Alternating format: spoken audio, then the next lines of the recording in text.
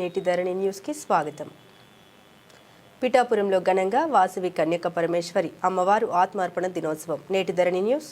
కాకినాడ జిల్లా పిఠాపురం కోటగుమ్మం సెంటర్లో వేంచేస్తున్న శ్రీ వాసవి కన్యక పరమేశ్వరి అమ్మవారి ఆత్మార్పణ మహోత్సవ కార్యక్రమానికి ముఖ్య అతిథులుగా వీచేసిన పిఠాపురం మాజీ శాసనసభ్యుడు ఎస్వి వర్మ ముఖ్య అతిథిగా పాల్గొని కోటగుమ్మం సెంటర్ కళ్యాణ మండపంలో వాసవి అమ్మవారికి మాజీ ఎమ్మెల్యే వర్మ పట్టు వస్త్రాలు, పండ్లు సమర్పించి శ్రీ కన్యక పరమేశ్వరి అమ్మవారిని దర్శించుకున్నారు. రాష్ట్ర తెలుగుదేశం పార్టీ అధికార ప్రతినిధి పిఠాపురం మాజీ ఎమ్మెల్యే ఎస్వి వర్మ ఇలా ప్రసంగించారు. శ్రీ వాసవి కన్యక పరమేశ్వరి అమ్మవారి చరిత్ర ప్రకారం పెనుగొండ పట్టణంలో కుస్మశ్రేష్ఠి అనే మహారాజా పాలనలో జన్మించి ఆర్యవైశ్యులకు ఆరాధ్య దైవంగా ప్రసిద్ధిగాంచి ఆర్యవైశ్యుల ఇలవేల్పుగా పూజలు అందుకుంటున్నారని మాజీ ఎమ్మెల్యే వర్మ తెలిపారు. అలాగే మహోన్నతమైన శక్తి కలిగిన పరమేశ్వరి అమ్మవారు చివరికి పరమేశ్వరి రూపంలో అగ్నిలో ప్రవేశించి ఆదిశక్తి అంశంలో ఐక్యమయ్యారు. ఇది ఆమె ఆత్మార్పణ దినోత్సవంగా జనులు జరుపుకుంటున్నారని తెలిపారు. ముఖ్యంగా ఆర్యవైశ్యుల కుల దైవంగా భావించి ఆమెకు ప్రత్యేక పూజా కార్యక్రమాలు నివేదిస్తారన్నారు. లక్ష్మీదేవిగా, పార్వతీదేవిగా, అన్నపూర్ణాదేవిగా వర్ణిస్తూ ఆమె ఆత్మార్పణ దినోత్సవం భారతదేశంలో అత్యంత వైభవపేతంగా జరుపుకుంటారని మాజీ ఎమ్మెల్యే వర్మ తెలిపారు.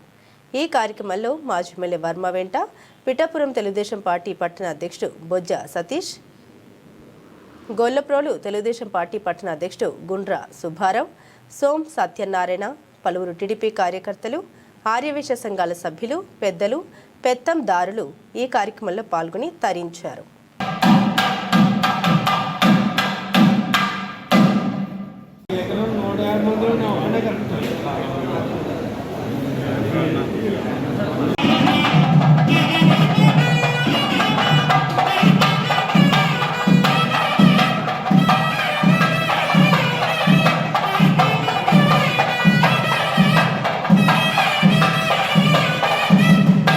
వాసవి అమ్మవారి యొక్క ఆత్మార్పణ దినోత్సవం అది పశ్చిమ గోదావరి పెనుగొండ ఆడపడుచు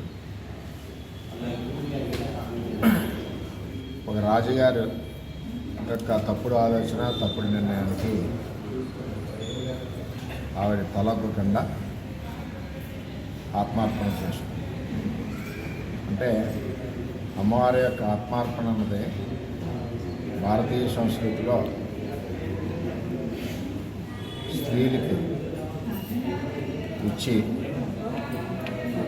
గౌరవం ఇవ్వాలన్న ఒక సూచికత ఆవిడ ఆత్మార్పణ చేసుకుంది.